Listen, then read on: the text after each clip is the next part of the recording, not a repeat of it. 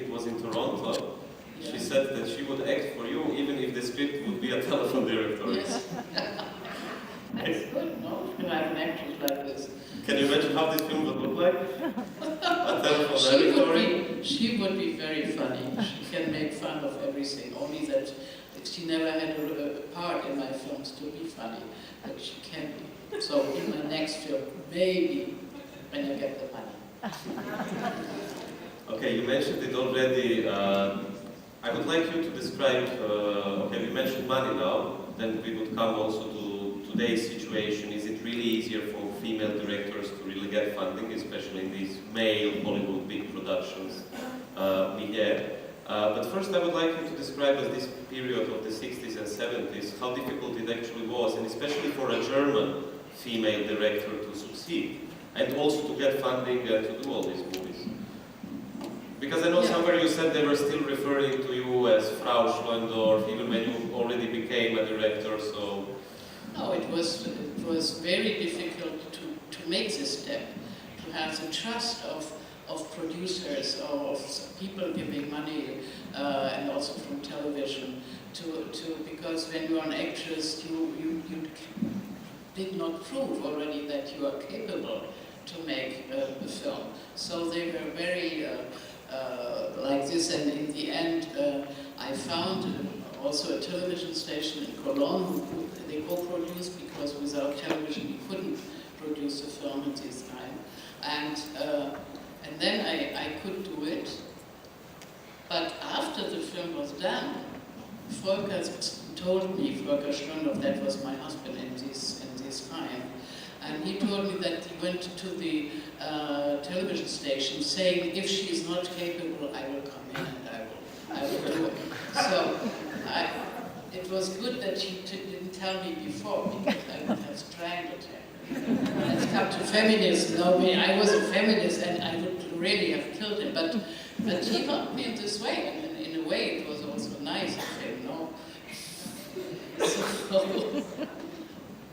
I didn't answer everything. You didn't, but we can continue some. No, but it was really very difficult for women in these times, but on the other hand, films were not so expensive.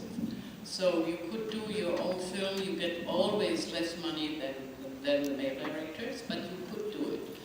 And nowadays, there are more in Germany, there are many more directors, female directors, but they are not yet as many as the male directors.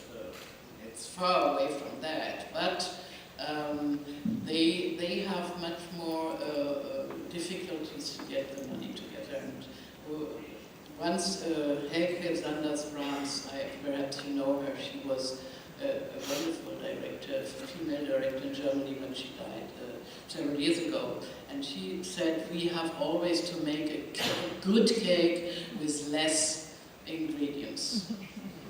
That was the situation of a female director. And once you are established, is it easier then or not?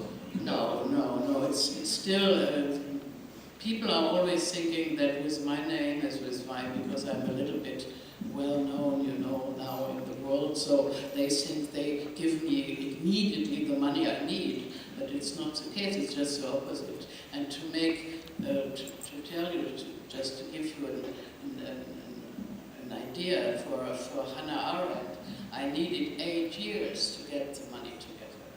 So I did other films in between, but it's not that I get the red carpet when I want it. When we were preparing the stage, we were giving 2 hours of interviews. An employee of the theater was sitting there in the first row, and he's not here anymore in the first row, maybe somewhere. And he posed me the question, okay, so are you going to speak about politics today again? And I said no. But he was very clever, and then he said, but isn't she a political filmmaker? And then I said, well, no, but you know, because I know you wouldn't describe yourself as a political filmmaker, although all of your movies have to do with politics. No, not all. But I did, let's say I did 19 films until now, perhaps more, but you know only the half of them. So I think, no, I'm not, sure, but politics, histories, or situation in politics in my country, mainly in my country, are coming into my films. But that's, I think it's normal. I'm living in a certain time, I'm living in a certain country with a certain past, and Germany has a terrible past, as you know.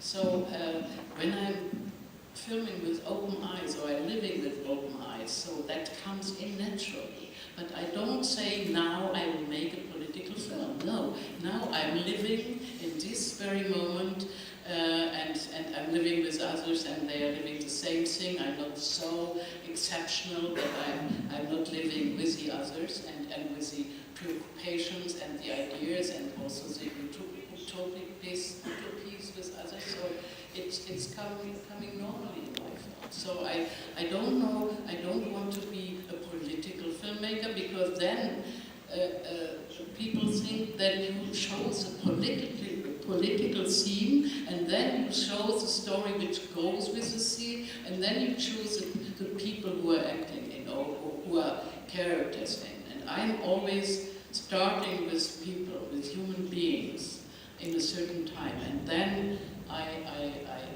open the world for them, and then I tell also their surroundings and everything. But I start with people, and with mainly with women. So. And also for sometimes I'm called feminist. That's a feminist filmmaker. I was a feminist. I am a feminist in a certain way, but I'm not making propaganda films for feminism. It has always a sort of a propagandistic approach, no, when you say that. And I'm making films about life, about people, about suffering, about love, about, and also to